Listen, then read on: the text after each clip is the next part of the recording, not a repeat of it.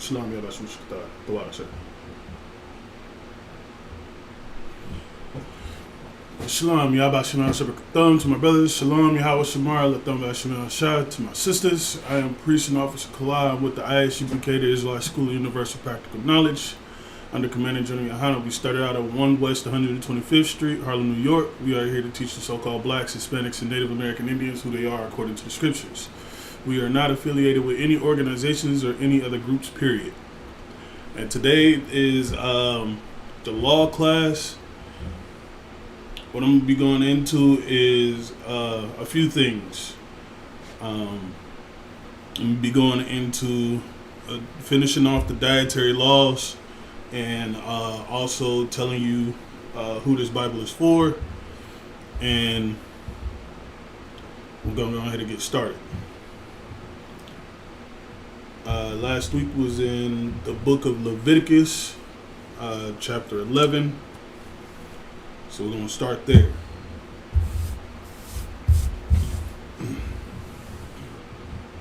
The book of Leviticus, chapter 11, verse 1, and it says, "And the Lord spake unto Moses and to Aaron, saying unto them, Speak unto the children of Israel, saying, These are the beasts which ye shall eat among all the beasts that are on the earth." So he's telling, the Lord is telling Moses and his son Aaron, telling them the what is good for. He's telling them what they can and cannot eat, what is good for you, what is clean, and what's more healthy. You know what I'm saying? He's giving them what they can and cannot eat. He's being very distinct with it. But yeah. And verse 3. "Whatsoever parteth the hoof and is cloven-footed, and cheweth the cud, among the beasts that ye shall eat." So, if I don't know if you know what a clove is. It looks like an upside down heart with a little triangle. I mean, cloven footed. You know what? I just give you the definition from Designer Band Pictorial Bible Dictionary. This is also another thing that you need for when you are attending classes and studying, right along with the Strong's Exhaustive Concordance of the Bible. These are all good things to have when you are studying things.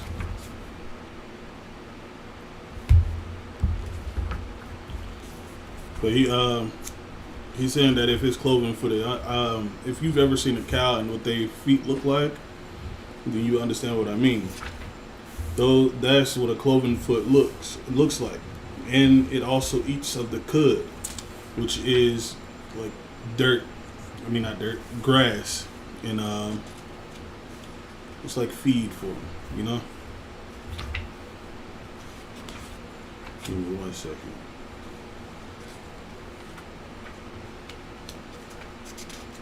I just had it, and I turned around and closed it.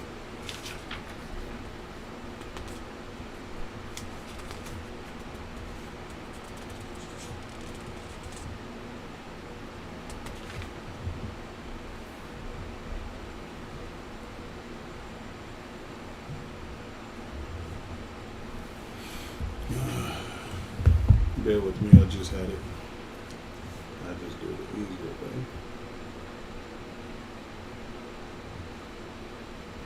But yeah.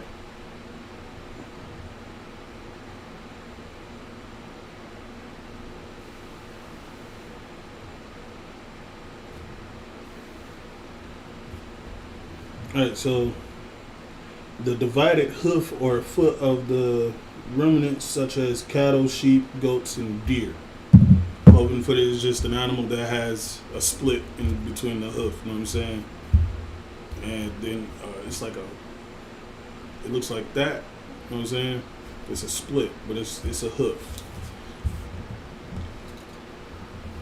So the animals such as cattle, which is cows, sheep, goats, and deer. Those are one of the main things that you can eat of because they are clean because they eat of the cud and they also are cloven footed. And it says 4. Nevertheless, these shall ye not eat of them that chew the cud, or of them that divide the hoof, as the camel, because he cheweth the cud, but divideth not the hoof. He is unclean unto you. So right there is just telling you the camel is one of the main things, one of the ones you can't eat at all because it's not cloven footed, even though it does eat the same things as the deer and the cattle and whatnot.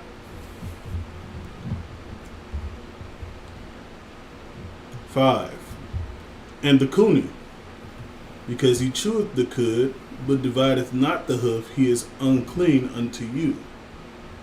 I don't know if you've ever seen what a coonie looks like.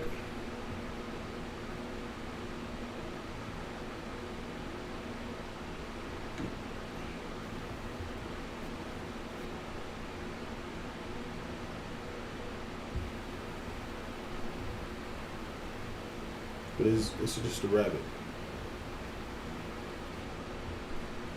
So a rabbit is, just because it eats the grass and the feed the same as the camels, it's not clean. That's another food that you can't eat. I know people like to hunt for game and all that other stuff, and they like to eat the rabbit or other animals that are not clean, like the raccoon, the rabbit. Yellow people eats the rats and whatnot. Those are not clean at all.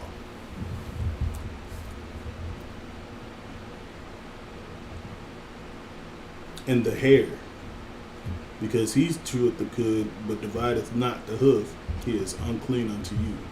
A hare is the same as a rabbit. It's just another version of a rabbit.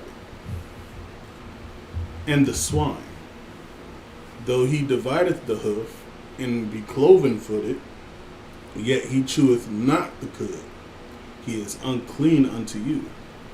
So even though he's like the cow and the deer and everything that has the cloven foot, he's not clean because he doesn't eat the same. He doesn't have the same diet that the cows do. Okay. The pigs or swine, in this case, it says swine, but it's just pig, because they eat everything. They are essentially the garbage disposers.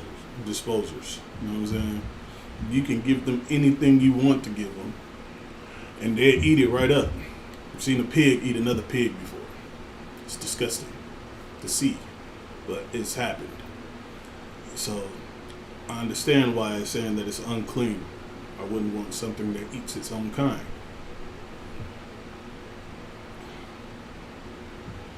And it says, of their flesh shall ye not eat, and their carcass shall ye not touch. They are unclean unto you.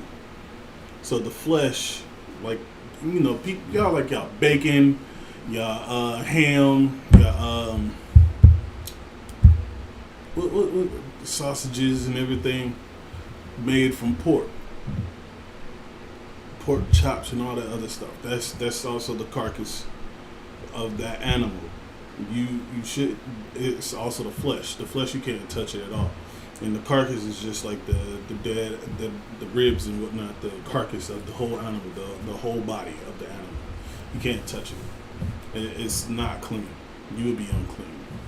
So even while you at work, because I understand that while you slaving away, and some slaves make you have to touch the pork. So to keep yourself clean and within the laws of not breaking the laws, you should prepare a pair of gloves, or have them prepare you a pair of gloves, or you just go ahead and go out and get it yourself.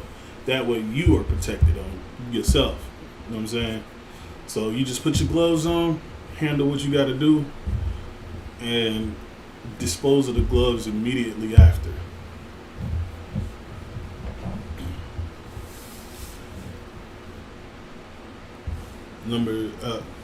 Verse 9. These shall ye eat of all that are in the waters. So right here is going into what we can eat in the waters, like what kind of fish that we can eat. It says, whatsoever hath fins and scales in the waters, in the seas and in the rivers, them shall ye eat. So it's giving you the specific kind of animal that you can eat, like tilapia, sardines, anchovies. It's a parrotfish, red snapper, salmon. I know salmon is a really good one. Cod, and whitening. These are like fishes that you can eat, and it's lawful. Now, things such as mackerel, tuna, or I've heard people who've eaten shark and dolphin and all that other stuff. Those are unlawful, and I'm gonna go ahead and keep going into where it's saying that. And all that have not fins and scales in the seas and in the rivers, of all that move in the waters, and of any living thing which is in the waters, they shall be an abomination unto you. Okay?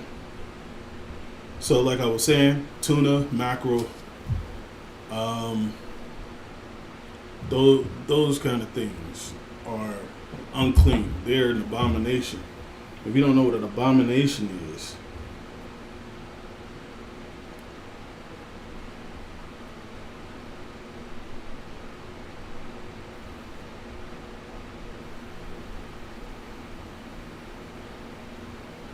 it just means a thing that causes disgust or hatred. So you should be feeling disgusted or hatred towards those kind of animals when you see it on your plate, like catfish. I know brothers and sisters love them some catfish, especially down south. But that's not an animal that you can eat. That's unclean. It's an abomination. Even as far as to say not, it doesn't even say unclean. It just says it shall be an abomination unto you.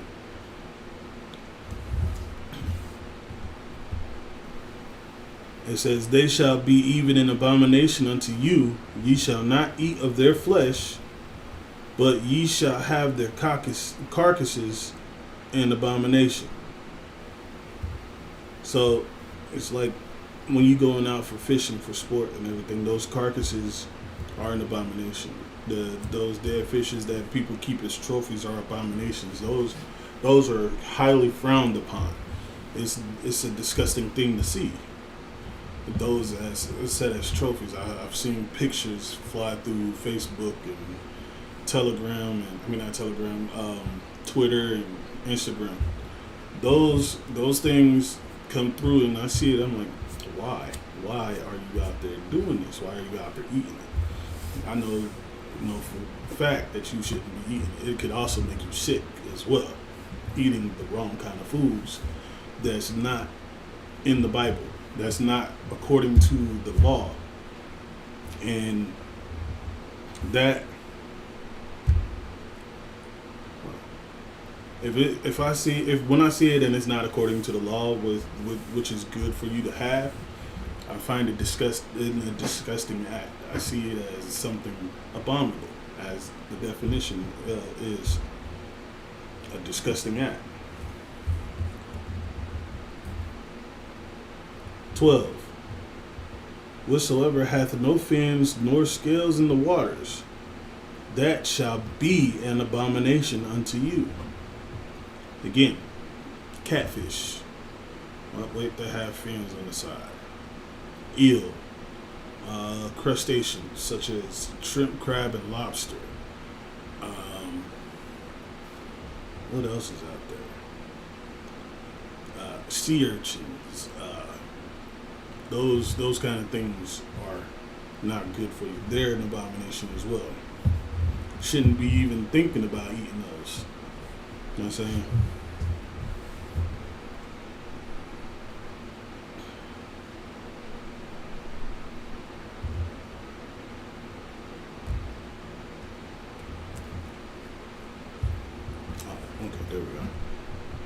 13.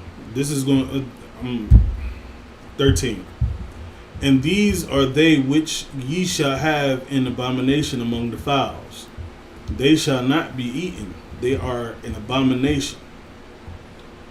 So right here it's going into the birds that you can and cannot eat.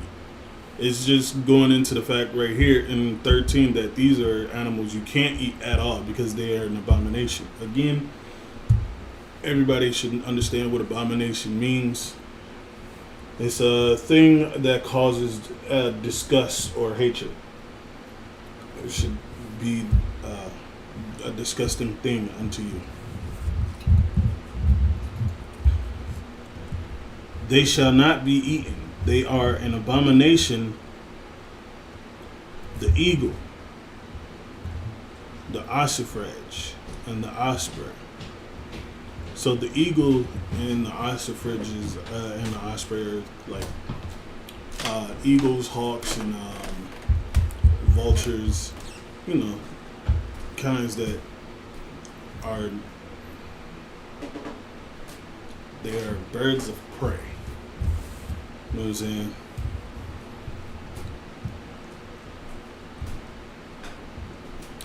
And the vulture and the kite after his kind.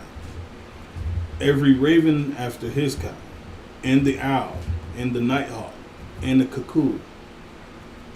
Cacao. Or cuckoo.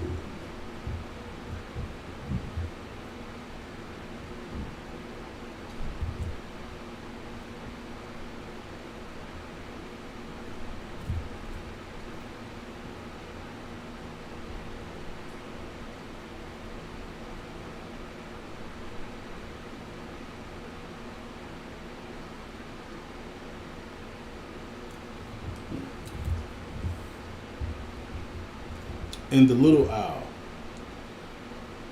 and the cormorant, and the great owl, and the swan, and the pelican, and the gier eagle. These are all birds that you see. Like if you go to the beach, you'll see a pelican. You'll see all types of other kind of birds out there. The ravens, you see those in any neighborhood. As long as you walk down the street, you'll hear them. They call all the time. The owls, you hear them at night because those are nocturnal animals. And the gier eagle is just another form of an eagle. And the stork, and the heron after her kind. And the lapwing and the bat. So the stork, the heron, and the lapwing, another form of the birds, and the bat. Bats are those things that hang. I'm pretty sure everybody know what a bat is. They hang in caves upside down.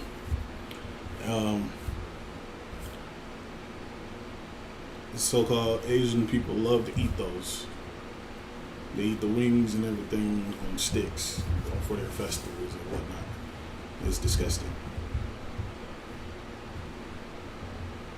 All the fowls that creep going upon all four shall be an abomination unto you. 21.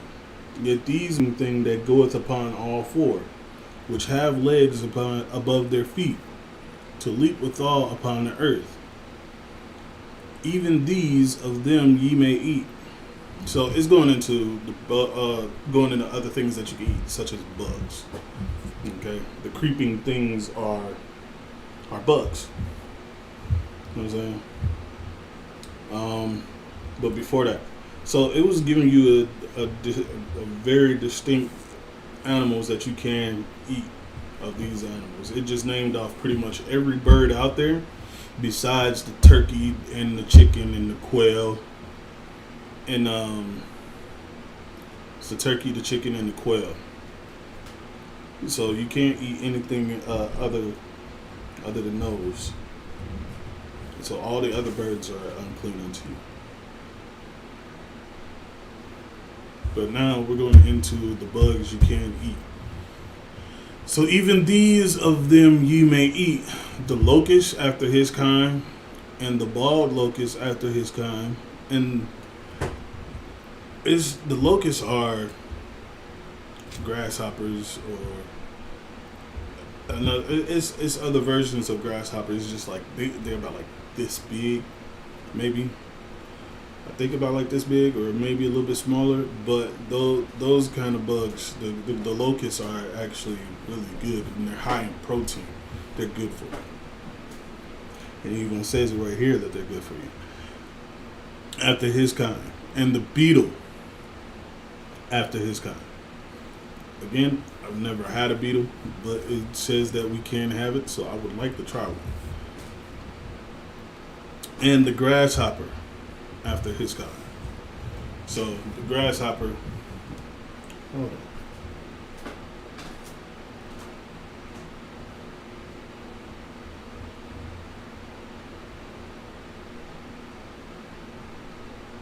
Yeah, locust looks like a really big grasshopper.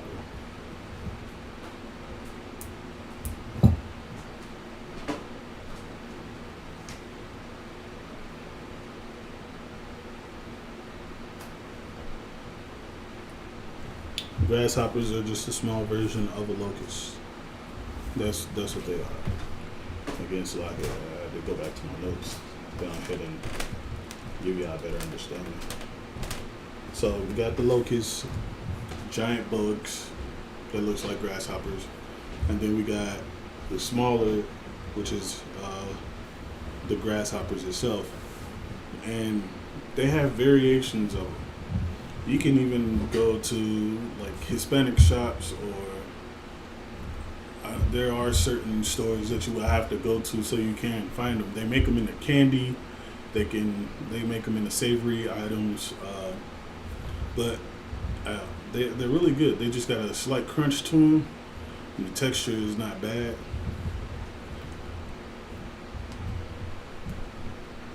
So. But the other, so after that, so we got the locusts, the beetles, the grasshoppers. After each kind, all of their those different kinds. I know there's different kinds of beetles and grasshoppers and whatnot. And after that, it says in 23, but all other flying creeping things which have 4 feet shall be an abomination unto you. And for these ye shall be unclean. Whosoever touches the carcass of them shall be an unclean unto even. So you be unclean if you touch them. You be unclean from until that evening. So say you was to touch it that morning, you be unclean after you shower. After you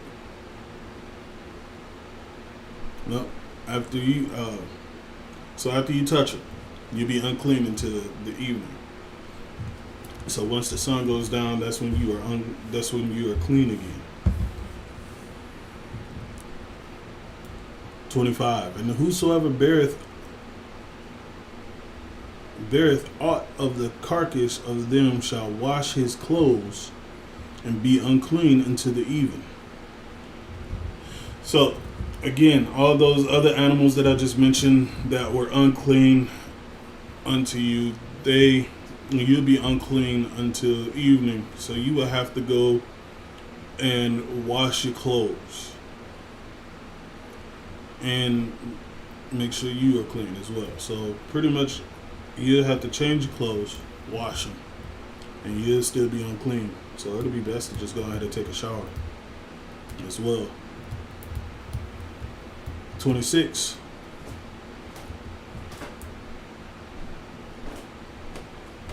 The carcasses of every beast which divideth the hoof, and is not cloven footed, nor cheweth the cud, are unclean unto you. Everyone that toucheth them shall be unclean. Again, I was just saying that the animals that are not permitted in the law, you'll be unclean.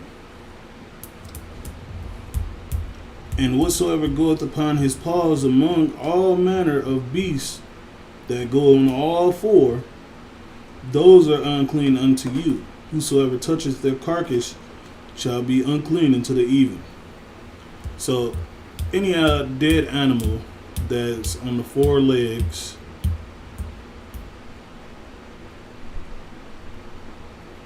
and has paws, you touch their carcass after they're dead, you're unclean into the evening. So you wouldn't be you'd be unclean until that evening. So say I hate to say it, but say your beloved animal or cat dies, or whatever house pet you have dies, and you have to dispose of, you have to dispose of their carcass. You would be unclean until that evening.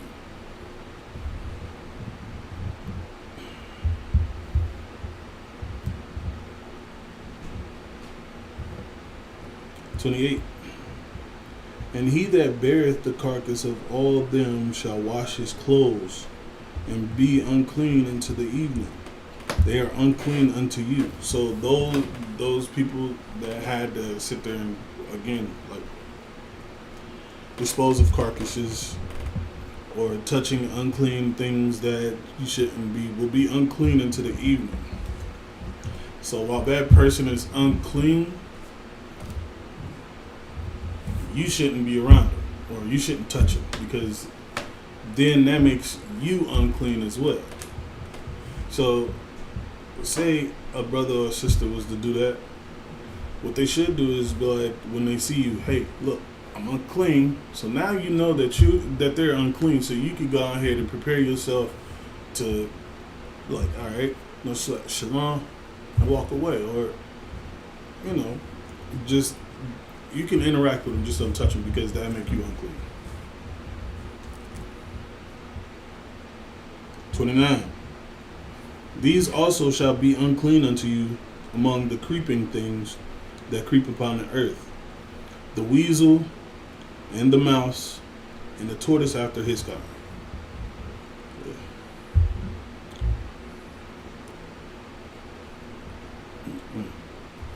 These animals, the weasel, the mouse, and the tortoise.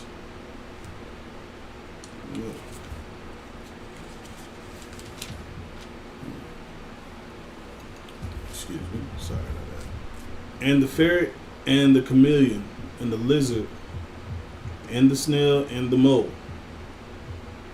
So I'm not for sure if y'all know what these animals are, but I'm pretty sure you know what these animals are.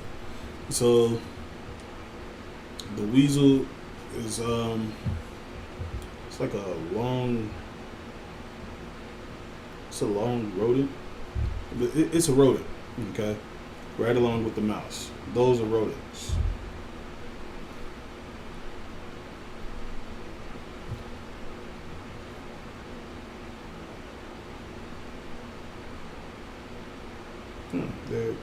They're long rodents. And they move like they ain't got bones. They're really weird. And the mouse, of course, everybody knows what mice are, or rats. And the tortoise. Now the tortoise, again, the yellow people really love to eat tortoise. They say it brings vigor and longevity and all that other weird stuff. But you can eat other things that's lawful can do the same thing as what they wanted to do. They call it an aphrodisiac or whatnot.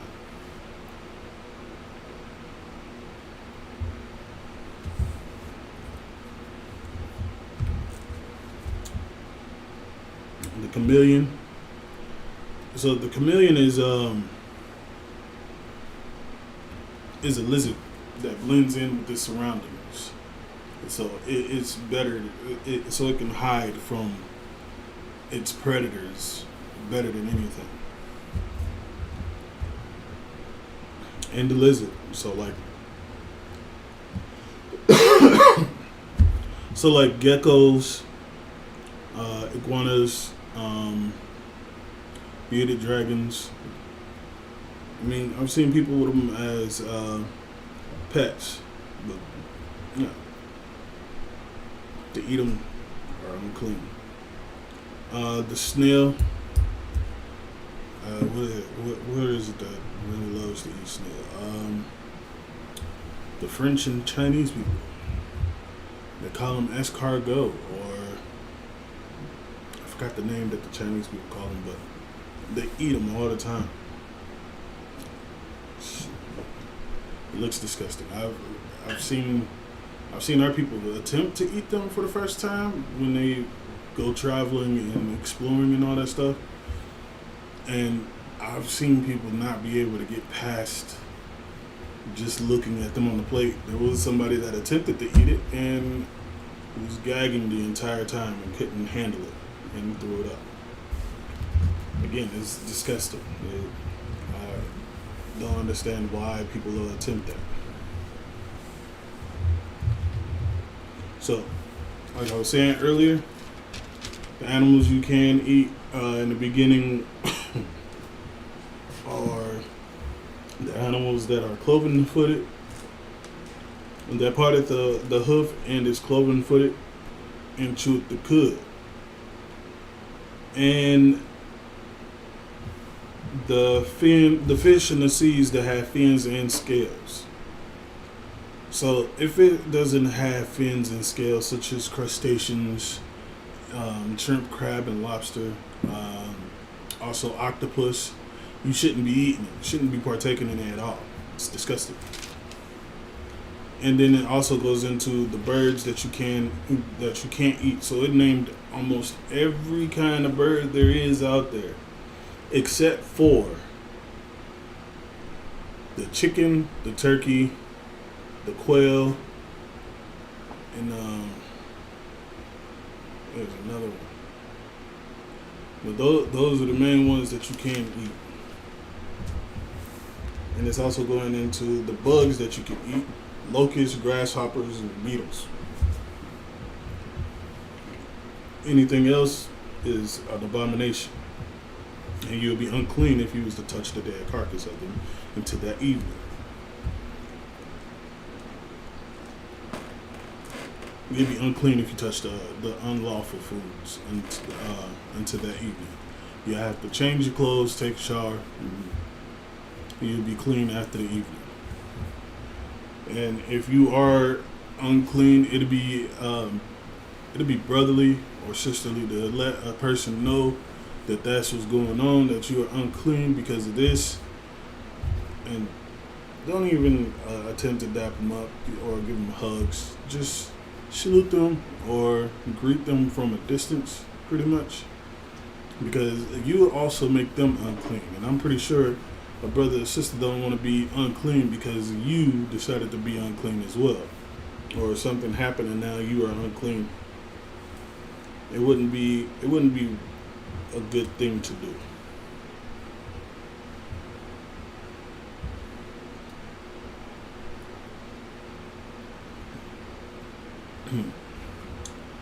It says 31.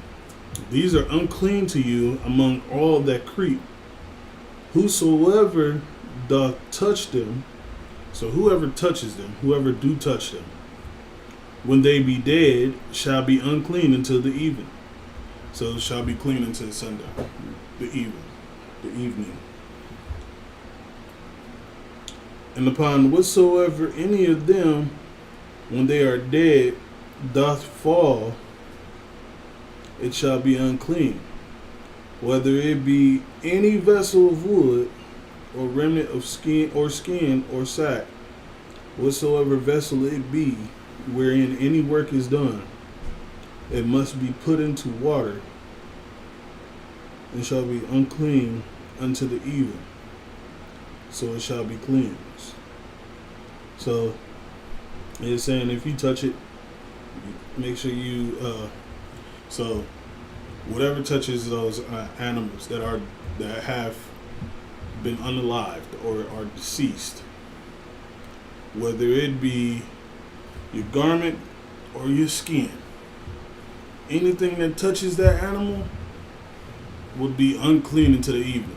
So it'll have to be soaked into water. It'll be put in the water. So if it touches your skin, take a shower. If it touches your clothes, well, your clothes is touching your skin, so that makes you unclean as well. Take a shower, wash your clothes. Whatever is touched it, like pretty much wherever that animal has been touched. I mean, wherever that animal has been placed or whatever it has touched, what surface that animal has touched would be unclean. It should be cleaned off, and after that evening, it'll be clean again.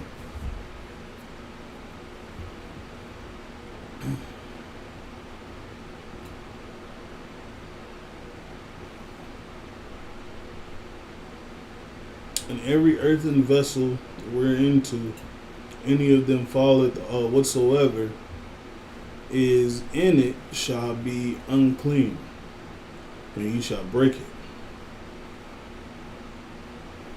So if it was like in a jar or something, the earthen vessels are like clay pots or whatnot. So it was in there.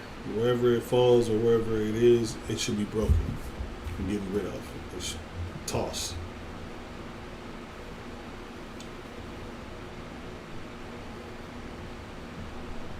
Of all meat which may be eaten, that on which such water cometh shall be unclean. And all drink that may be drunk and eat every such vessel shall be unclean. And everything whereupon any part of their carcass falleth shall be unclean, whether it be oven or ranges for pots, they shall be broken down, for they are unclean, and shall be unclean unto you. Again, it's just telling you, like the things, like whatever you cooked with or whatnot, and those animals touched it, it should be clean. It'll be unclean. It'll be unclean until it's properly taken care of. Nevertheless, a fountain or a pit wherein there is plenty of water shall be clean. But that which toucheth their carcass shall be unclean. So say you have a basin and you fill it with water, and the animal that you cleaned it off, that water is unclean. Okay? That's unclean. You shouldn't be trying to drink it or whatnot. I don't understand why people would try to drink it, but get rid of that water and then get some more water, it'll be clean. So if you have a substantial amount of water, as long as that water is filtered out and disposed of, and the clean water brought back in, that clean water that was brought in is now clean.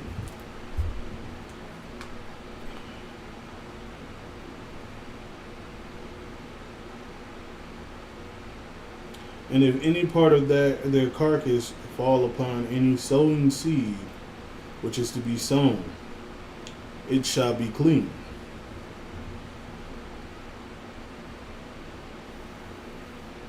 So if it's in the ground, where you, I don't know if you've ever sowed seeds, but it's like planting seeds. You go out and you plant seeds, and if the carcass touches the ground, it still be clean. It's not unclean. But if any water be put upon the seed, and any part of their carcass fall thereon, that should be unclean unto you. So the carcass touches the seed, and then you put the water on there. You put the water on there, and then the carcass touches the seed afterwards. It'll be unclean.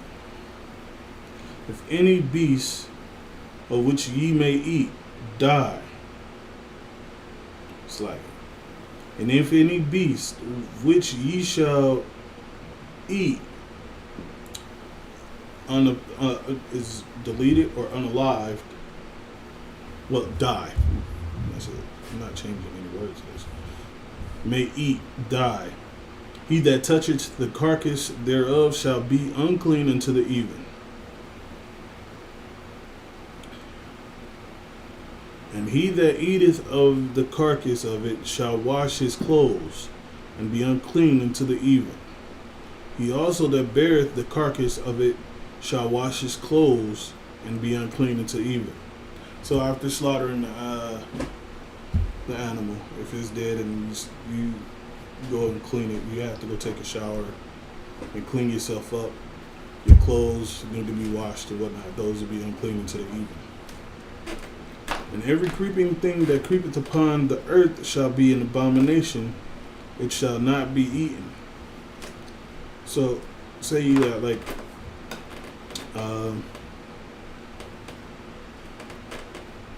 certain bugs that was not listed, that was lawful. Say you got bugs in your house. Those bugs you can't eat. Those will be unclean. Whatsoever goeth upon the belly, and whatsoever goeth upon all four, of whatsoever hath more feet among all creeping things that creep upon the earth, them ye shall not eat.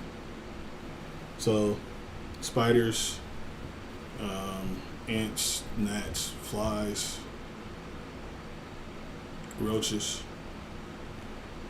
You can't eat those. Those are, for they are an abomination. They are an abomination. For the 3, ye shall not make yourselves abominable with any creeping thing that creepeth, neither shall ye make yourselves unclean with them, that ye should be defiled thereby. For I am the Lord your God. Ye shall therefore sanctify yourselves, and ye shall be holy, for I am holy. Neither shall ye defile yourselves with any manner of creeping thing that creepeth upon the earth. For I am the Lord that bringeth you up out of the land of Egypt, to be your God. You shall therefore be holy, for I am holy. So, all those things that made you unclean, you shouldn't be doing it purposely. You know what I'm saying?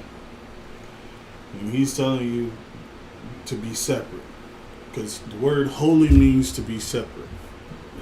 Let me go ahead and get that for you. But yeah, so the word holy,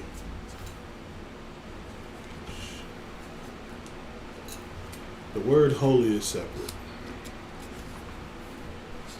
Okay. And to be holy,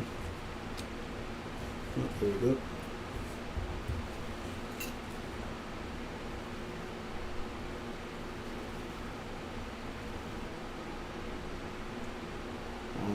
Let's see.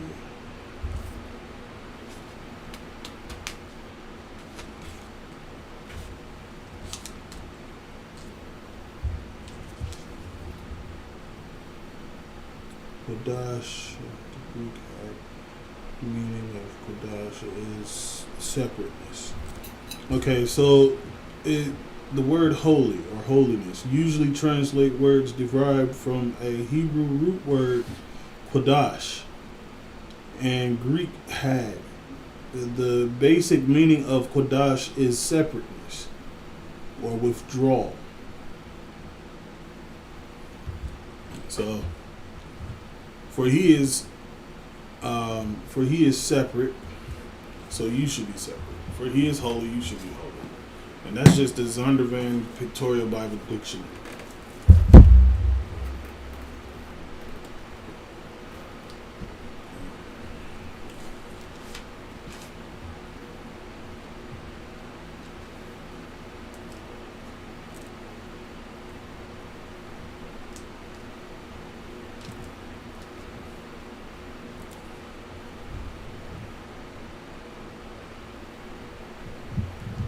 And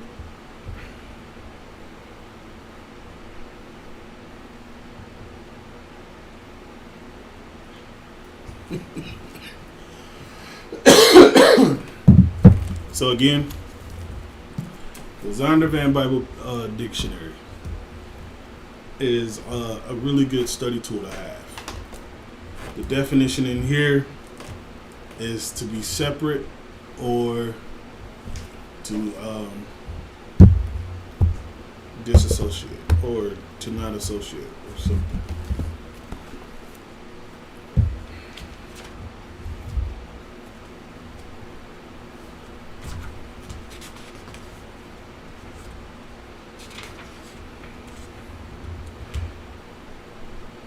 withdrawal.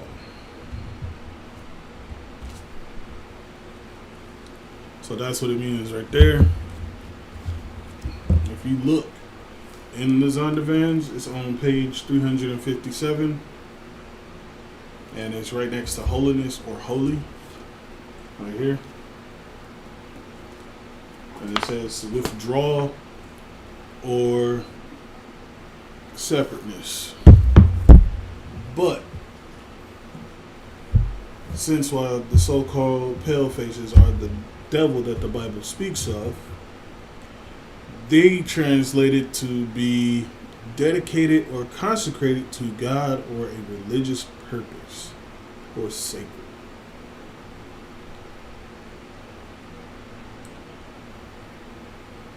It's crazy.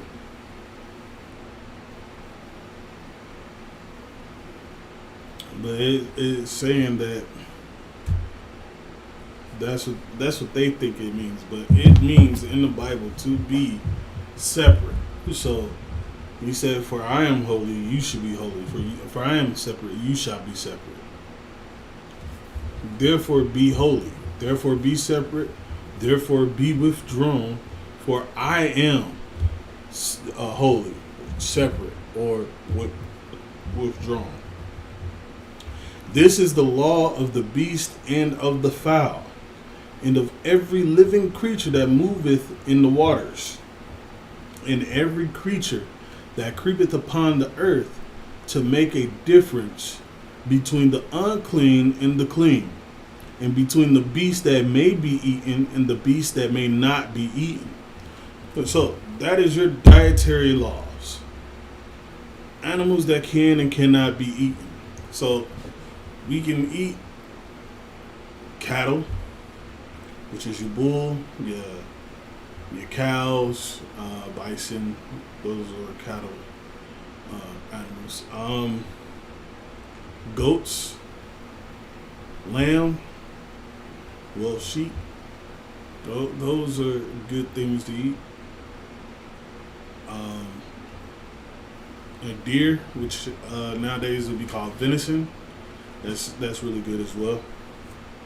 I'm telling you, these animals that I just named right there, I can give you a whole bunch of really bomb recipes for them, and they're completely lawful. And then for the fish, or the animals that creep in the water, that swim in the waters, all waters.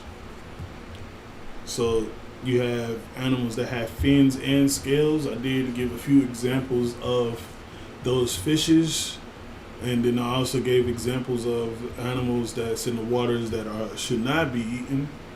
So the fish that you can eat, or the animals in the water that you can eat, as long as they have fins and scales, such as parrotfish, tilapia, salmon, whitening, cod,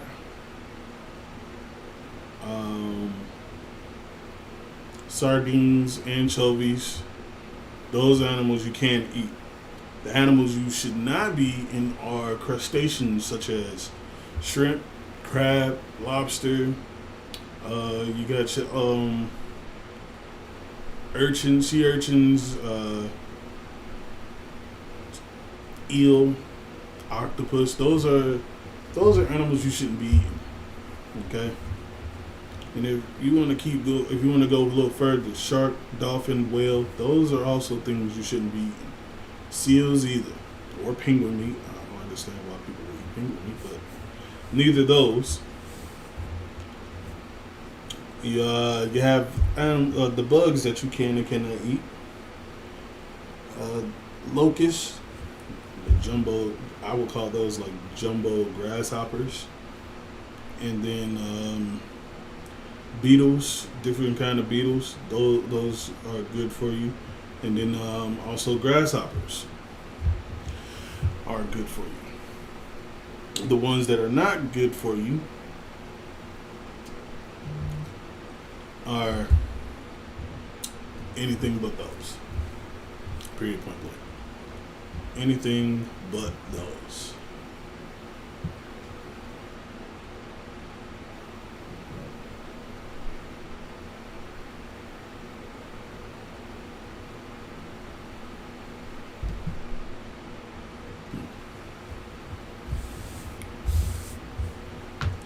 Yeah, those animals you can't eat. Okay? And can eat. But yeah, so now that I went over that, we can go ahead and get into the other part of the topic that I wanted to go over.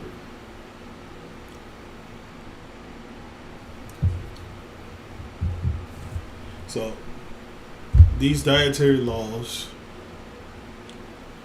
that I've brought out, well, the whole book itself, the King James version of the Holy Bible, okay, these laws, statutes, and commandments are specifically for the so-called blacks, Hispanics, and Native American Indians. This is a book of history. Things that foretold what happened in the past and what shall happen. You know what I'm saying? And the way you know it's for the so-called blacks, Hispanics, and Native Americans is because it gives you a description of who all throughout this Bible it's talking about, or who it's for. It tells you that it's for certain people. For those who think that the Bible is for everybody and God loves everybody, which the Christian church teaches that pretty much all the time. They go into John 3:16. For God so loved the world that he gave his only begotten Son, for whosoever believeth in him shall not perish but have everlasting life. I hear that a lot. They come out and say John 3:16, John 3:16. But I'm here to tell you that it's not for everybody. And that, you know what, I'm going to go ahead and get to it.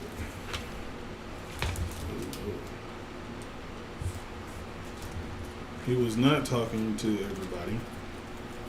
He was only talking to a certain amount of people. Okay. I didn't think I was going to have to go into breaking that down today, but I brought it up. So he's not talking about everybody. I can tell you that now.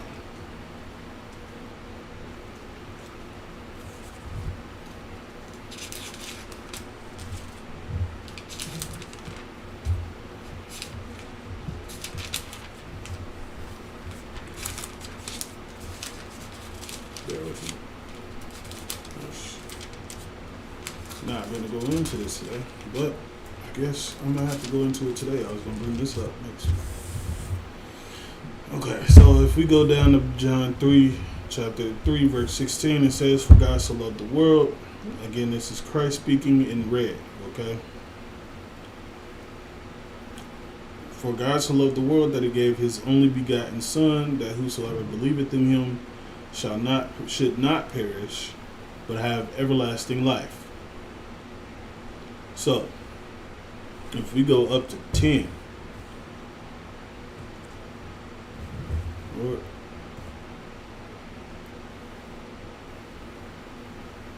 you know what? Let's go ahead and go to the first verse,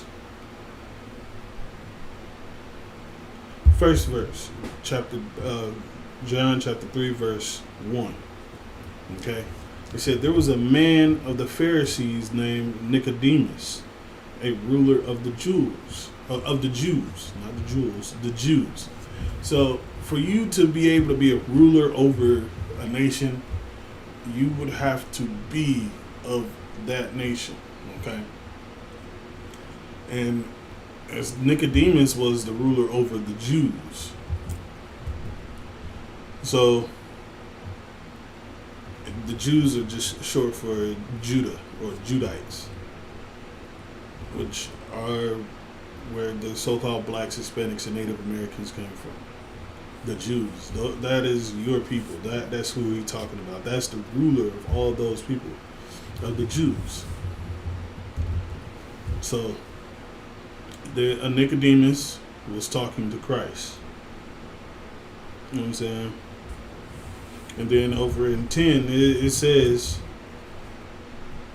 Yahushua, which is Jesus in the Hebrew, answered and said unto him, Art thou a master of Israel, and knowest not these things? So Christ is talking to Nicodemus, and he's like, aren't you the ruler of the Israelites? Aren't you above them? Aren't you their ruler? Don't they look up to you?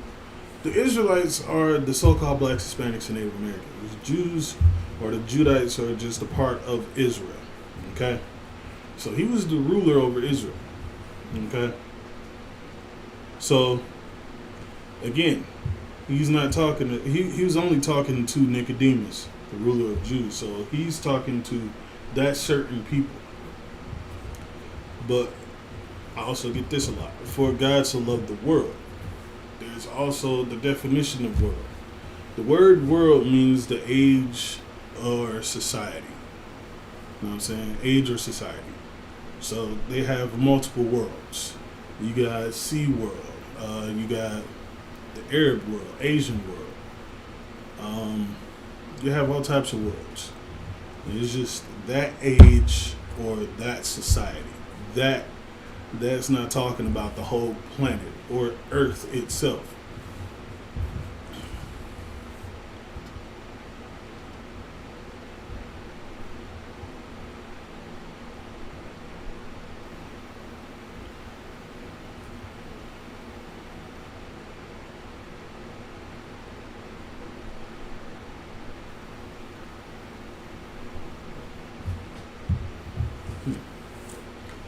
Yeah, so he's only talking to Nicodemus, the ruler over the Israelites, and it's not the whole earth as everybody think it is. It's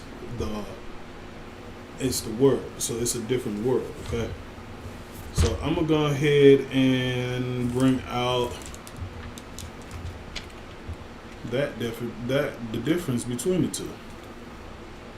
All right.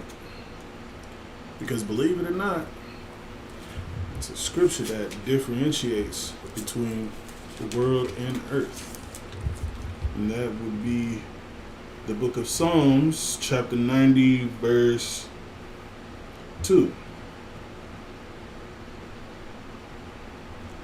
It says, Before the mountains were brought forth, or ever thou hadst formed the earth.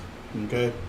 So he's saying before everything was created, the earth, you know what I'm saying? Everything that formed the earth. So that's the planet, the earth. And the world. So, again, it means age or society. So it's saying it right here in Psalms. The earth and world are two different things. Okay? Even from everlasting to everlasting, thou art God.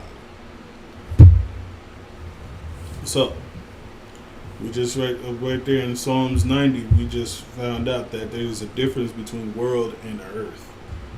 That he gave his only begotten son. And if you look up the word begotten, it's like his favorite. Just like he had, like you would have a favorite pair of shoes or a favorite card or something that you love more than most.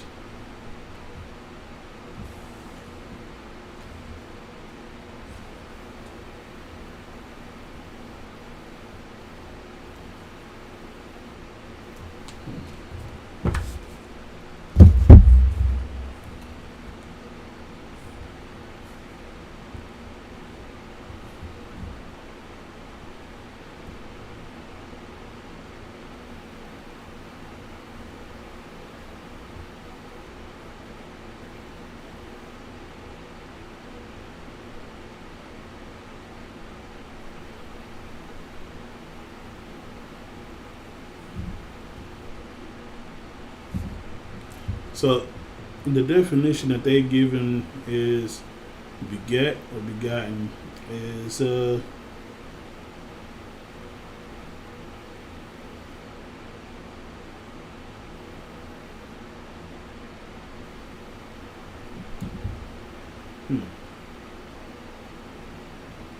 that's weird. It's not what I'm looking for. So begotten would be like your favorite son or whatnot.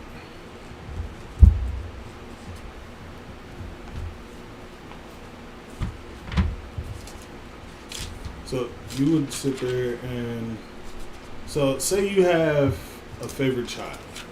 I know I hate to say it, but everybody has a favorite child.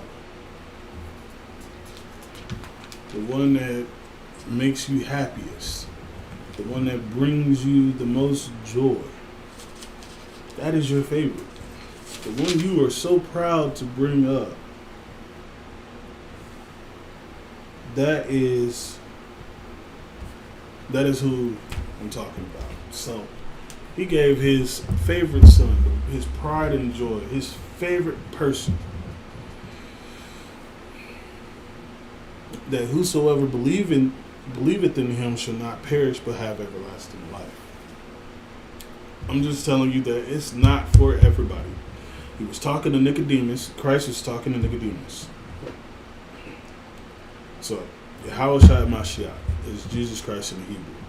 So, Mashiach and Nicodemus, they were talking together. It's a lie. I think that was appropriate. Yahushua Mashiach was talking to Nicodemus, and he was only talking about the so-called blacks, Hispanics, and Native Americans. I gave you the difference between world and earth, but I'm gonna also break it down just a little bit further, okay? So when it's going into saying that whosoever, he's not talking about everybody out there. He's like, I'll give you an example. So if I'm sitting here and I got my brothers here and sisters, if I got them here, I'm like, hey, yo, whosoever want to drink, let me know, so we can go ahead and start putting in, so we can go out and obtain what we need, so we can go ahead and have some. So I'm not talking about everybody outside of where I'm at. I'm only talking to those certain people that's around me. So when it's saying like whosoever, it's not talking about everybody. It's only talking about a select people.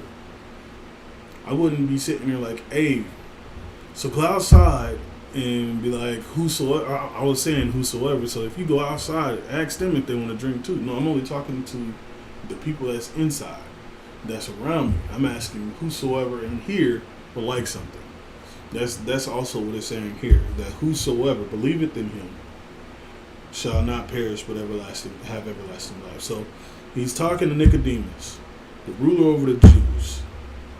The only way you can be a ruler over a nation is to be of that nation. So he's telling him whosoever. So whosoever in that nation is the so-called blacks, Hispanics, and Native Americans, the Israelites, whosoever in Israel should believe in him should not perish but have everlasting life. That's what that was saying, okay? But now for that, we're going to go ahead and go back to what I was saying. So, again, this Bible is not for everybody. It is only for you so-called blacks, Hispanics, and Native Americans. Only reason why I said so-called is because we were not called blacks, Hispanics, and Native Americans at all before they started giving us these names. Okay? We had our own tribes that we belonged to. There's 12 tribes. You can look it up on the isupk.org website. You can look it up on there. You can find it when you see a camp video.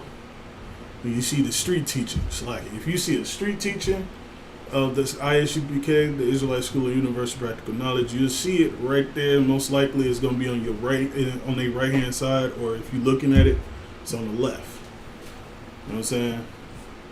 But it's 12 tribes of the so-called blacks, Hispanics, and Native Americans. Those are the only people that this Bible is for. It's not for anybody else. Not for any pale face. Not for any Asian man, Arab person, or any other nation that you want to think of that's not part of the blacks, Hispanics, or Native Americans. All right, I'm the only. It's like what I was saying. It's only for them. You know what I'm saying?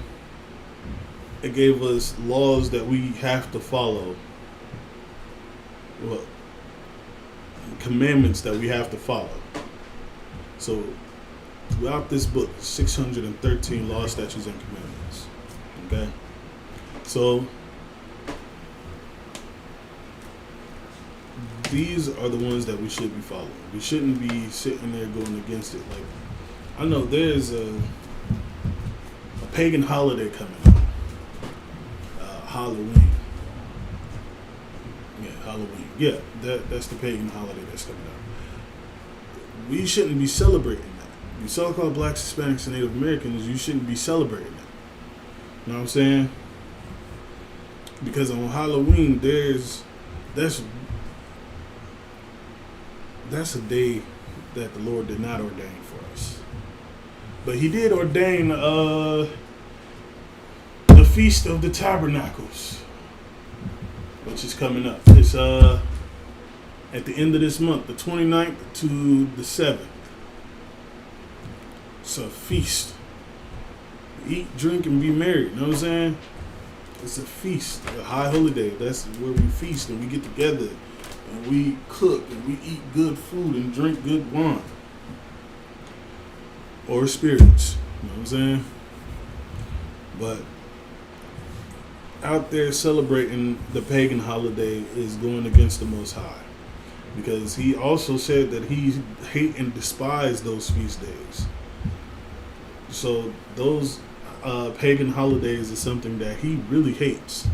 It's not something that He enjoys to see or hear. And I know the Christian church say it's okay, and they tell you that that's a holiday that the Lord made, but it's not. You'd sit there and let me break it down in a simpler way. You all year long, there's 365 days in a year. For 364 of them, you teach your children to not talk to strangers, not to take candy from strangers. But on that day, all of that flies out the window. You go out, hold on. So, yeah, you teach your children not to take candy or talk to strangers, and not to be begging for people for anything. I know my mom used to teach that to us all the time. Don't be begging for nothing. So you teach them that, and then one day out of the year, you go and tell them that it's okay to go up and talk to strangers and receive candy from them.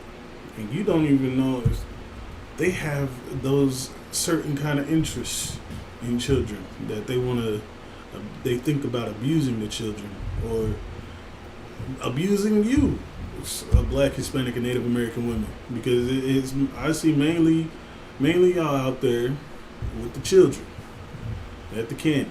You know what I'm saying? And you're dressed in inappropriate attire, and your kids dressed up. It's a whole bunch of wickedness going on in that day. That's not something that should be celebrated. So you teach your children that it's okay to go up and take candy from these strangers. And then at the end, you have to go back and then look throughout the candy, because you're not for sure if the candy has been poisoned for your kids. But you don't know that the kid has already taken a piece of candy and already ate it before you even got to the bag. You ate that candy and now they over there sick, and you like, oh dang, what the heck happened? Why are you sick? And now you're at the hospital and you find fentanyl in their system. You find they was injecting candy a couple years back with I think it was like some blood or something. They was injecting candy with infectious things to make the kids even more sick. And now they got fentanyl, and all types of other drugs in the candy. What they do is they sit there and mess with the candy, and then they seal it back up and give it out with malicious intent. So now you sitting there worried that your child is out there about to grab some type of unhealthy candy, or not unhealthy, unhealthy. Candy is unhealthy, all of them all. But you worried that somebody might do something to your children, but you want them to go out there and knock on everybody's door. Now on this day, I also know that let me go ahead and get to it. I know on this day you also, Black, Hispanic, and Native American women, go out there and dress like harlots. And now brothers is looking at y'all like harlots. And I'm gonna go ahead and tell you, you shouldn't be dressing like that. There's a proper way to dress. Dress modestly. And that's even in the scriptures. It gives you what you can and cannot dress like. And also brothers, you can't sit there and dog out women and make them into harlots or whores. You know what I'm saying? That's against the law as well. If you get the book of Leviticus, chapter 19, verse 29, do not prostitute thy daughter to cause her to be a whore, lest the land fall to whoredom and the land become full of wickedness. So right there, it's telling you not to sit there and make your woman into a hoe. Pretty much. It's like, don't make her into a harlot. Don't make it like that so she will be out there. Even women, don't go out there looking subjective and trying. You sit there and you look like that, and then you complain that somebody attacked you. You complain that somebody abused you, or heck, somebody might be unalive because of the way they dressed, and somebody approached them and turned them down, and now they got knocked over the head and in the bushes. You know what I'm saying? These are things that will happen if you just sit there and go against the Most High, celebrate a pagan holiday. That's something that you shouldn't be doing. But I'm getting a little off track. But again, this Bible, it goes through a lot of things, even if you don't believe it. Not believe it. If you don't know it, you will know it. Like when I first came in, I didn't even know that this book had brothers and sisters, like in the Bible, they were selling drugs and gang banging and all types of stuff in here. I did not know that until it was brought out to me. I was like, dang, that's cold. I was like, so it really is talking about the Blacks, Hispanics, and Native Americans. It's talking about us because those are the main people I see doing that. Gang banging and unaliving each other. And it also gives you the description of what they look like. So if you was to go ahead and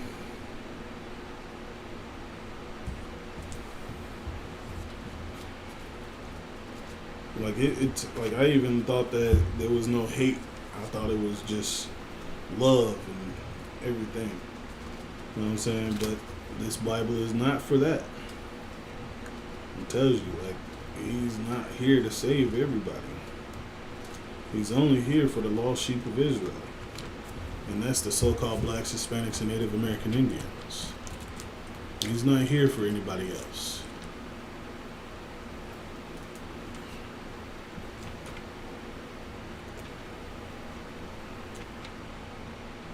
He's not. He's like, oh, that's crazy.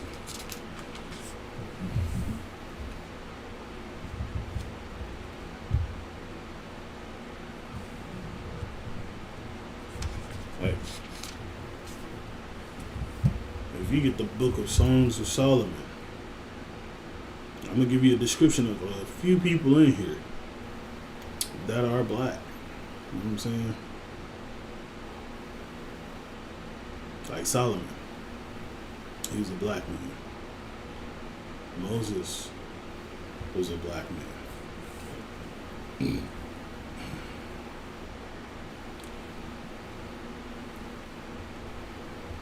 second.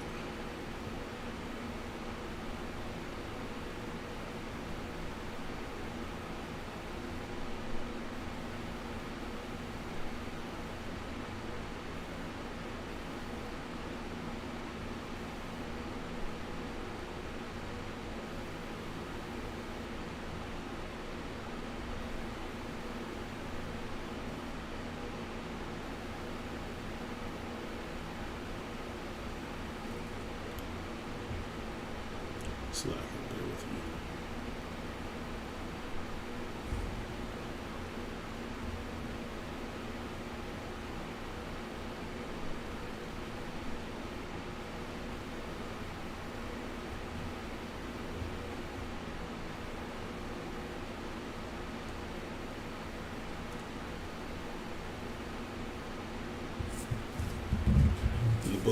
The book of Song of Solomon. It's chapter 1, verse 5. I am black. You know what I'm saying? He's telling you right there that I am black. He's black. Okay? But comely. He's black and beautiful. O ye daughters of Jerusalem, as the tents of Kedar, as the curtains of Solomon. He's like, look, he's talking to some little girls. I mean, not little girls. Hold up. Wait a minute. He's talking to some shawties. Or talking to some. And he's like, hey, look, shawty. I'm a black man. I'm a beautiful black man. I don't know if y'all seen that video on Instagram or TikTok. But he was like, I'm a black man. I'm a strong, beautiful black man. You know what I'm saying? That's pretty much what he was saying. Like, hey, look here, shawty. I'm a black man. I'm a beautiful black man. Strong, healthy black man.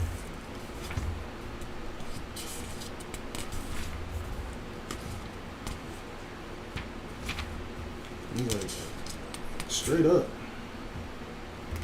If you don't believe me, just look at me. I'll show you.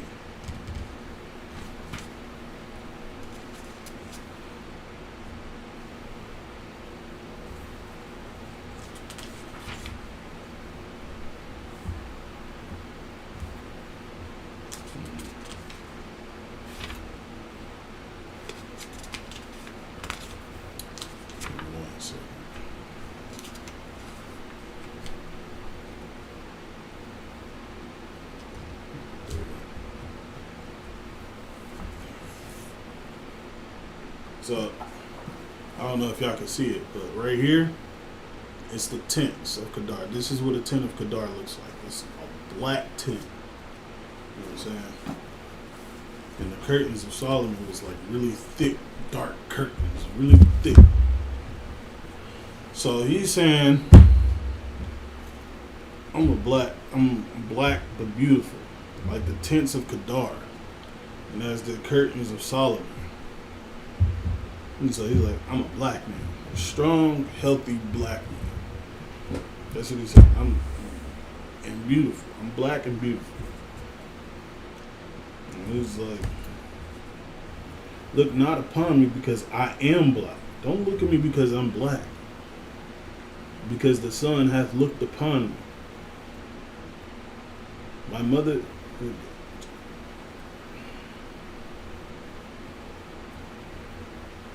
Like, I want you to like, he's over there spitting game, pretty much. He's spitting game, telling her like, hey, look, I'm black, I'm beautiful. That's what I wanted to bring out. You know what I'm saying?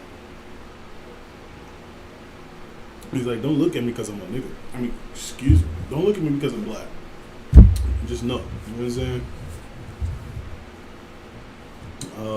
We can go ahead and get you the description of Christ.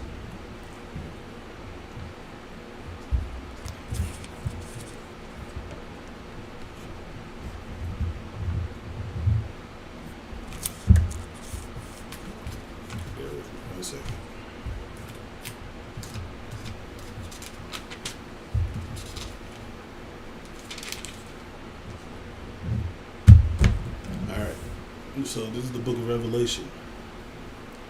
So this is the reveal. So this is what was revealed Okay. The book of Revelation, chapter 1, verse 13. And in the midst of the seven candlesticks, one like unto the Son of Man, clothed with a garment down to the foot, and a girt about the paps with a golden girdle. So he's looked out and he's seen amongst everything a man clothed all the way down to the foot. And it was a belt that went around his gut, his waist, right here, his gut. It was a belt that went around, and it was gold. So he seen a man in a garment clothed to the foot, and a girt that guarded his a girdle that guarded his stomach area. You know what I'm saying? So he's seen this man in this warlike garment.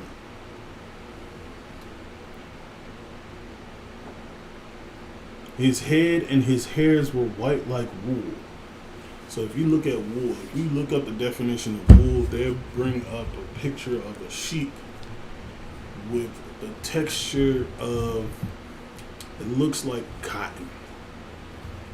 If you look at people today, you would only see people of the black or Hispanic or Native American lineage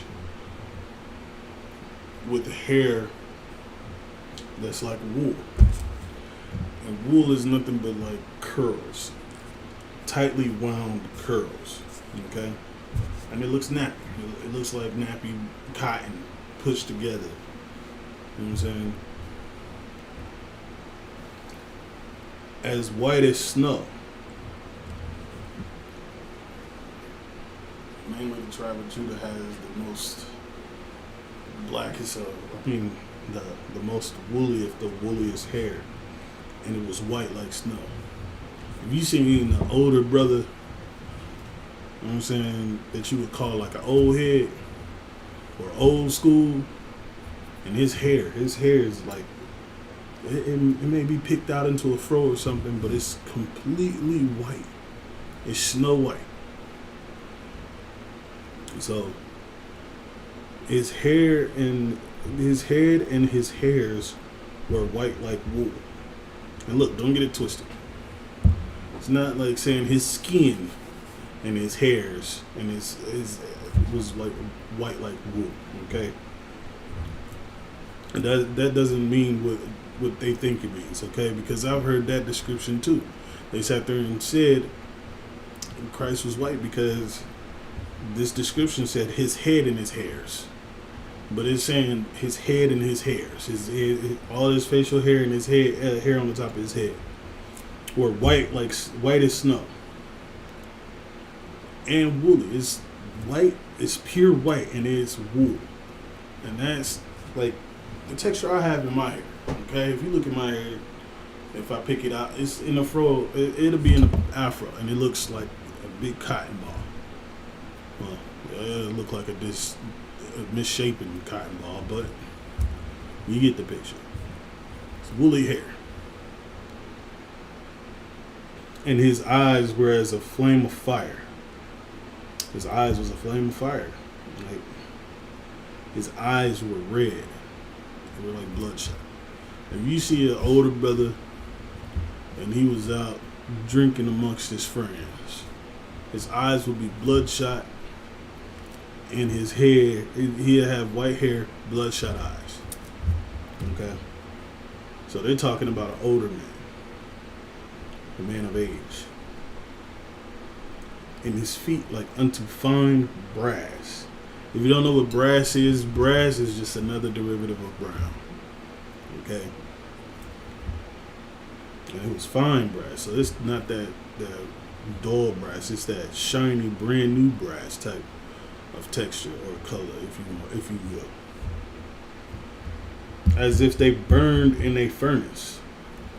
I don't know if you've ever seen something burnt, or I'm pretty sure you've seen it burnt, because Even I've burnt things in my life.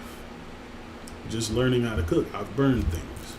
Forgetting things in the stove, go back and it's burnt. And it looks like charcoal. It looks blacker than black. Probably blacker than my shirt. And it was like fine brass that was burned. So it was like a shiny, dark brown. You know what I'm saying? So maybe a little bit darker than this brown right here. Maybe. I don't know if I got anything darker than that. But yeah. As if it was burnt. And his voice as the sound of many waters. So his voice was really deep. I don't know if you've ever been to the ocean, but if you go out to the ocean and you look at the waters, it's a stunning sight to behold. When you see it, you'd be trapped and mesmerized in the sight of the waters. It's deep and just sitting there. It could be dangerous at times. You know what I'm saying? Deep waters brings mesmerization and danger, if you will. So his voice was the sound of many waters. So it was a deep voice. I have not seen anybody other than so-called blacks, Hispanics, and Native Americans have deep voices. Now, I've talked to many brothers before. Talked to some of the pale faces before. But the brothers would sit there and speak with a deeper voice than the pale face would. Always. It never fails. And so he's an older brother, white woolly hair, clothed down to the foot in a war garment. And when he spoke, it was really deep and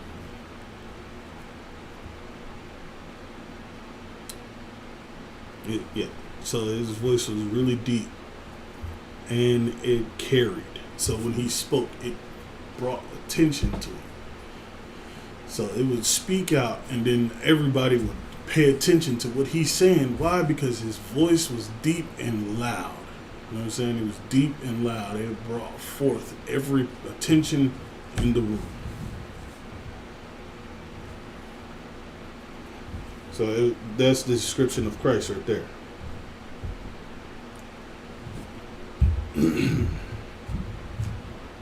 So we got the description of Christ. We got the description of Solomon. Nicodemus was the ruler of the Jews. He was a black man. Because you can't be any other nation besides the nation that you rule. So if you was to rule over a nation, you can't rule over that nation unless you are part of that nation. And the only way you can be part of that nation is to be born in that, to have that bloodline. You know what I'm saying? You can't be, let's say, okay,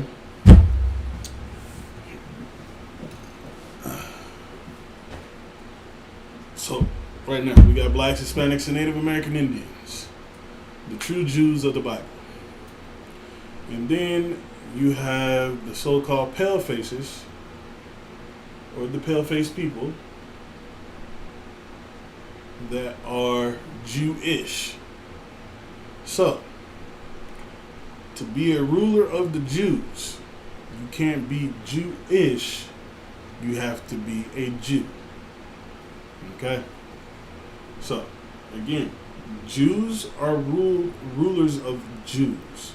Pretty soon they won't be just the rulers of the Jews. They will be the rulers of over everyone. Okay? When Christ returns and everything happens, Judah, well, the so-called blacks, Hispanics, and Native Americans will be above all the people on the face of the earth. They'll be the true rulers of the earth. And the Jewish people will go into captivity. Because them and their people put us in captivity. Put you in captivity, if you will. So, again, the only way you can be a part, to rule over that nation is to be them.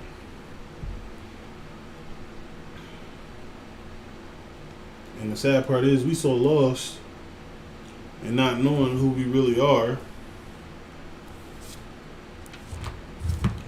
We out here in poverty. We not knowing the fact that we are the best people that walk the planet of the face of this earth, that walk the face of this planet. We are the best at all things. I've seen it. We are the best basketball players, best football players, baseball players. We are the best cookers. You know what I'm saying? I know y'all have seen cooking things on TikTok and Instagram and Facebook. I've seen blacks, Hispanics, and Native Americans pull out, sit there and bring out things that looks very unique and delicious. And they give you names like, I know Hispanic people got pollo de mole or something like that. It's chicken with chocolate sauce. Never thought to eat that, but it looked delicious. You know what I'm saying? We are the best at everything. We best cooks, best songwriters, best singers, best everything. You can't put us in the same category as them. We are the best of the best. And the Most High made us that way.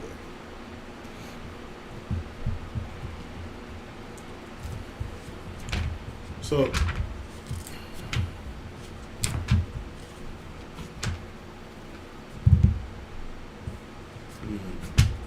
there we go. I knew I put it into you.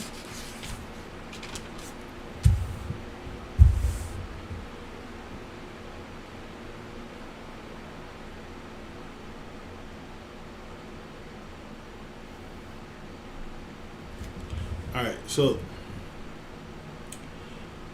again, I know I bring it out a lot. Hosea 4:6, my people are destroyed for the lack of knowledge. You know what I'm saying?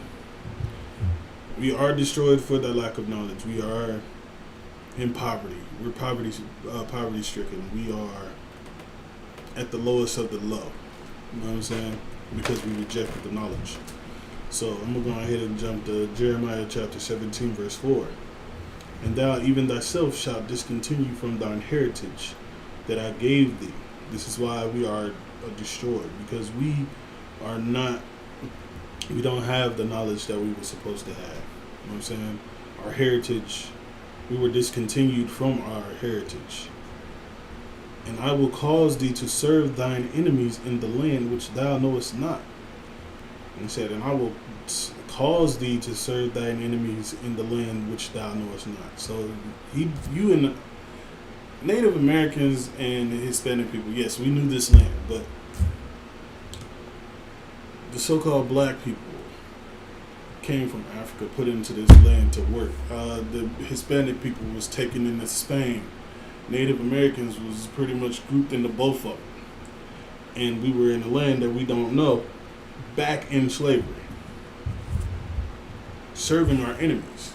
And who was our enemies? So-called, the pale-faced people. Those people. We served them, the oppressor, which is the devil that the Bible speaks of. Okay? And the word devil just means deceiver, because they have been deceiving you for years, for hundreds of years. They know who you are. They all know it. They know that you are the true Jews that the Bible speaks of. They know that you are the Most High's favorite people. They know that you are the rightful rulers. So they keep it from you. They hide it from you. But here's the thing. They also tell you about it too, and you just don't notice it because it's in They sit there and do it, and you got to read in between the lines, pretty much. You have to read in between the lines to understand what they're saying. Like they put it in the movies, TV shows. It's everywhere. If you look for it, you will find it. But if you don't look for it, you won't find it. If you don't know what you're looking for, you won't find it. So we, the ISUPK, the Israelite School of Universal Practical Knowledge, is teaching you to come in, get into class so we can teach you who you are, and you won't no longer be Hosea 4 and 6, destroyed for lack of knowledge. Because we're giving you the knowledge that you need. We're bringing that forth so you won't be destroyed, so you won't be lost anymore. I know before I came into the truth, I felt lost. Every day I felt lost, like I did not belong where I was at. I was like, man, this is some crazy stuff. This isn't for me. This isn't me. So why do I have to sit there and be a part of this? And then one day, seeing my mom watching videos and looking at the UPK, and I was like, oh, dang. What he's talking about makes sense. So that's why I was feeling that way. I admit it. When they gave me when I got the phone number, I didn't call immediately because I wasn't for sure if I was ready for it. But guess what? It happened, and I'm here today to do the same thing that brother did, and that was to teach you the way to navigate through the scriptures and to understand them. So you have to come into class. The others dressing all black. Come into class. Do your 90 days. Get your name. Sisters, stop being harlots. Stop believing that you can go ahead and have multiple dudes. If you with that brother, you with that brother for life. You can't just sit there and have that brother, and that one, just because that one brother that you call your main dude is working too hard and working too much to provide for you. So now you don't feel love. So now you out there messing with everybody else. And also, sisters, find you a black, Hispanic, and Native American Indian brother. Brothers, we have all flavors of Hispanic and Native American and black women. Find them. There are Hispanic people or Native American or so-called black people that are of the lighter race, that are closer to what you think they are. But the pale-faced people are not for you. They do not like you. They don't love you. They are your enemy that you are serving under. Because you have to go to them for everything, all your wants and needs. You think you are free, but you're not. We are still in captivity. We'll be free when the Most High come back and put us above everybody else. When I see that happen, I know I'm free. You know what I'm saying? And I hope you do too. Pray you understand. I pray you do. For ye have kindled a fire in mine anger. I'm going to just go ahead and read it from the top. The book of Jeremiah, chapter 17, verse 4. And thou, even thyself, shalt discontinue from thine heritage that I gave thee. So he said that you're not gonna know who you are. You're not gonna know that you are royalty. The blacks, Hispanics, and Native Americans. You're not gonna know that you are the greatest thing walking this planet. I will cause thee to serve thine enemies in a land which thou knowest not. He's going to cause you to learn, you're going to serve your enemies. So the enemies would be your so-called oppressors. The so-called Edomites, your oppressors. They would be who you are serving. That'll be your enemy. And to the point where Even our brothers are going out there sleeping with the enemy, if you will.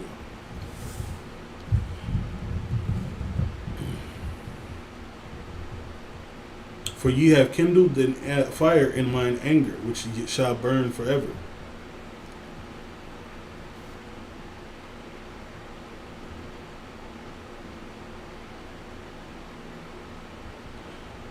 Thus saith the Lord, cursed be the man that trusteth in man, and maketh flesh his arm, and whose heart departeth from the Lord. I think I read too much into that.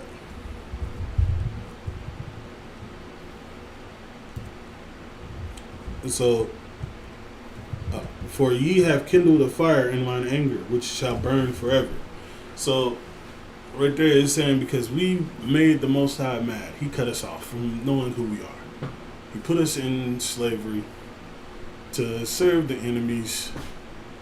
So again, that's one of the main reasons why Hosea 4 and 6 exists, because we pissed Him off. Pretty much, we pissed Him off.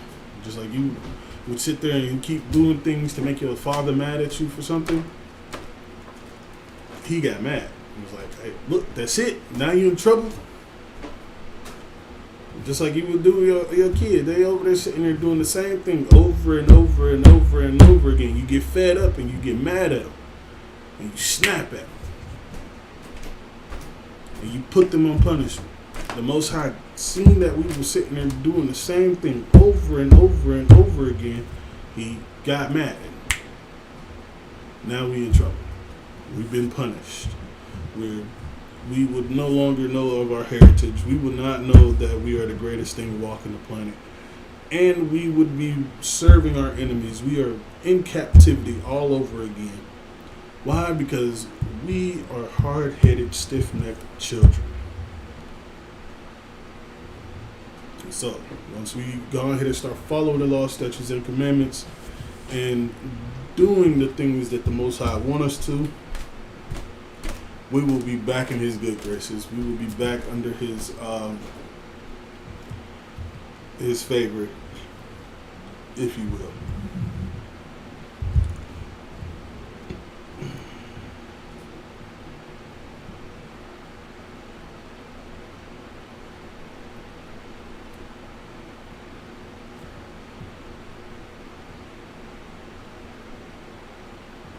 And one of the main reasons would be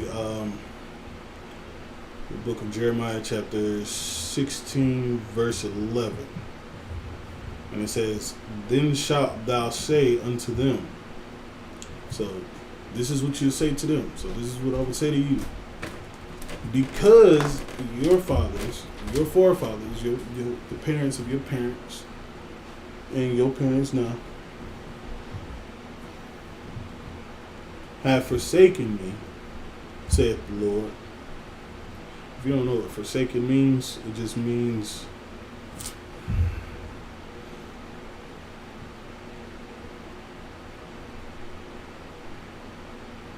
to abandon or desert it. That's what forsaken means. So, because your fathers have forsaken me, because your fathers have abandoned me, saith the Lord, and have walked after other gods. So now, and served them, and have worshipped them, and have forsaken me, and have not kept my law. So because of that, because our fathers went off and decided to follow after other gods and worship them and pray to them, so like the other gods such as Allah, Buddha, those Hindu gods or whatnot, that, or the Greek gods, Zeus, Perseus, and all that other stuff. Because our fathers went off and decided they wanted to worship them and forsake the law, or forsaken the Most High and not keep the law. It resulted in the book of Jeremiah chapter 17 verse 4. And thou even thyself shalt discontinue from thine heritage that I gave thee, and I will cause thee to serve thine enemies, in the land which thou knowest not. For ye have kindled a fire in mine anger, which shall burn forever. So, because what we did, what our fathers did, what our people did,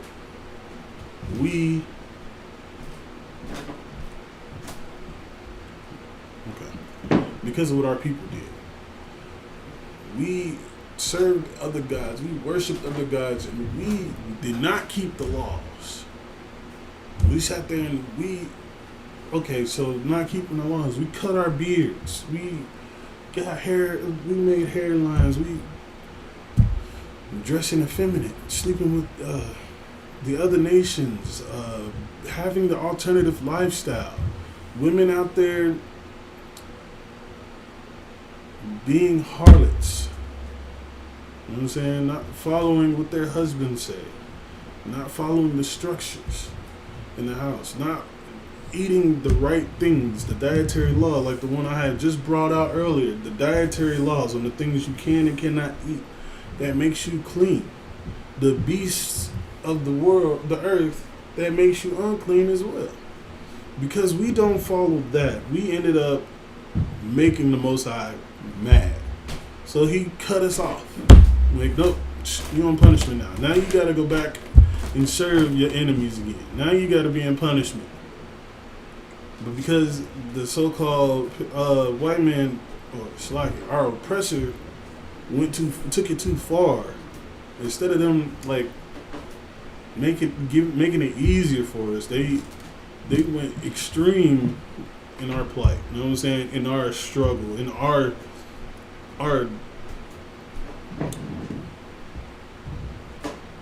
destroyed state. You know what I'm saying? They took it too far. So now they have to go into captivity.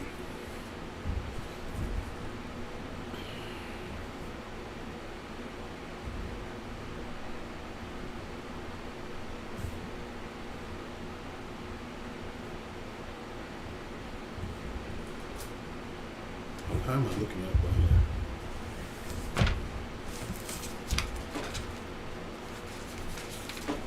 But because of what they did, you know what I'm saying? Because of how they treated us, they are going to go into captivity. The book of Revelation, chapter 13, verse 9. If any man have an ear, let him hear. So, if any man has an ear, I'm pretty sure everybody has an ear unless it was cut off, but you can still have a hearing hole in your face. Okay, if you can hear, if you can understand what is being said, it says, he that leadeth into captivity shall go into captivity. He that killeth with the sword must be killed with the sword. Here is the patience and the faith of the saints.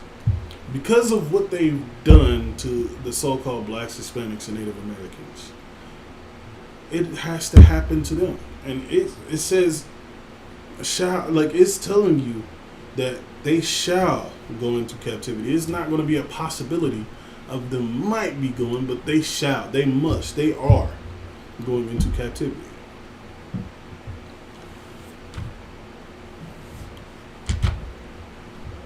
So, don't get it twisted. So-called blacks, Hispanics, and Native Americans. Just because you are destroyed right now, that doesn't mean it's going to always be.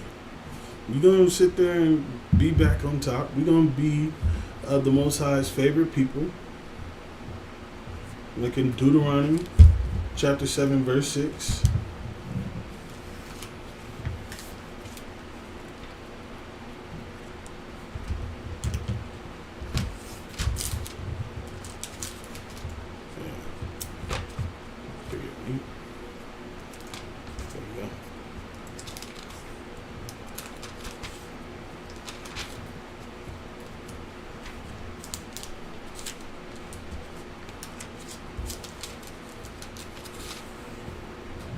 It says, for Deuteronomy chapter 7, verse 6 says, for thou art an holy people unto the Lord thy God. The Lord thy God hath chosen thee to be a special people unto himself above all people that are upon the face of the earth. So you'll be above, so blacks, Hispanics, and Native Americans is going to be above everybody. So it's going to be black people, Hispanic people, Native American Indians, so-called, because that's not what we are. We are part of the 12 tribes of Israel. So the Israelites are going to be above every nation that you see upon the face of the earth. You are going to rule over all of them. You know what I'm saying? And the laws is what we're going to have to keep. The laws is what we are going to observe.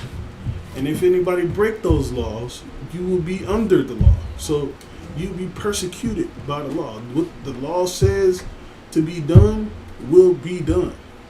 So if you find somebody that's doing the alternative lifestyle, it's an abomination.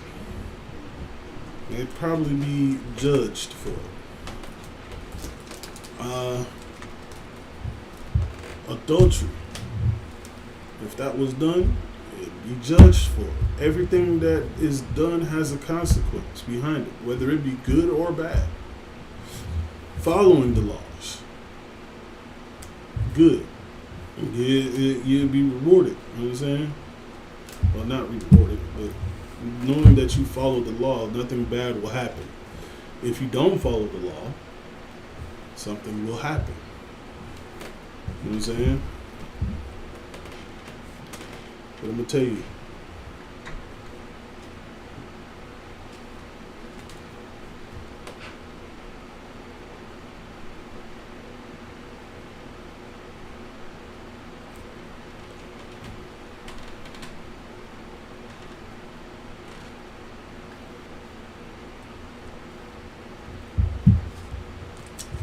So, we're going to go ahead and get the what we should be doing as people.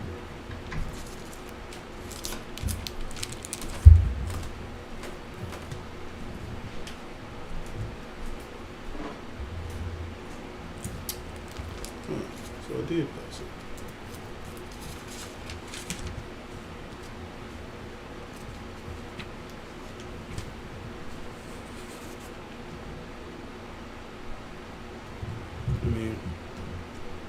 So, what we should be doing is gathering together. Okay?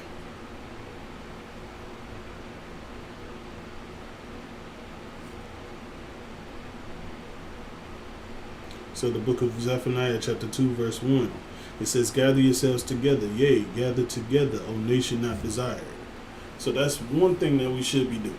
Okay, gathering together as the people that we should be, the nation that was not desired. And the only people that I know that are not desired in this nation right now, or in this on this earth, is you so-called blacks, Hispanics, and Native Americans.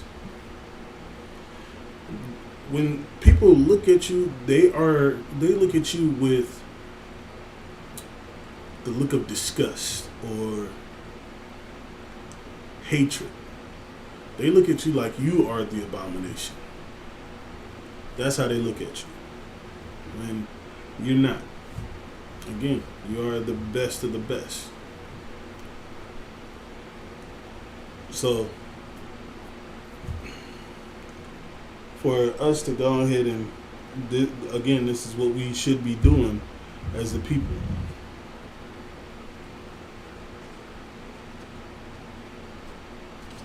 One second.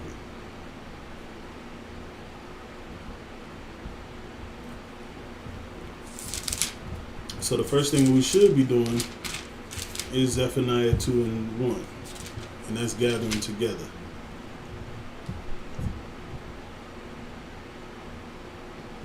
So we're going to go ahead and hit it with the conclusion. So after we gather together, you know what I'm saying? O nation not desired, you so-called blacks, Hispanics, and Native Americans.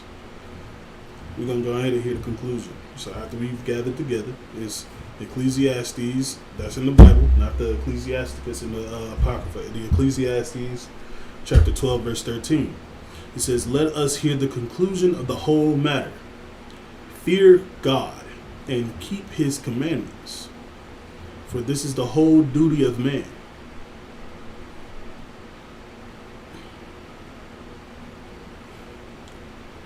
14. For God shall bring every work into judgment with every secret thing, whether it be good or whether it be evil. Again, like I was saying, every good thing and every bad thing is noticed. It's a consequence behind everything. So the good things will be noticed, the bad things will be noticed. Whether you try to keep it a secret or not, it's going to be noticed and be known by all. Because the Most High will bring it all forth. He'll bring the judgment, bring it into judgment. But the conclusion of the whole matter is to fear the Most High. Fear Yahweh. Yahweh is the Hebrew word for God. Fear Him and keep His commandments. Again, all 613 law, statutes, and commandments. Keep it. For this is the whole duty of man. This is your duty as a so-called Black, Hispanic, and Native American Indian. This is what you should be doing. Fearing the Most High and keeping His commandments. And the best way to do that is to come into the Isupk. Come into the home of the truth. If it ain't the Isupk, then you ain't home, brother. You ain't home, sis. Come into the school and learn and be taught the things that should be taught. With that, I'm going to go ahead and say Shalom, Yahweh Shem Yahshua. Thumb to my brothers. Shalom, Yahweh Shemar, Thub Shem Yahshua to my sisters. We have another high holy convocation coming up.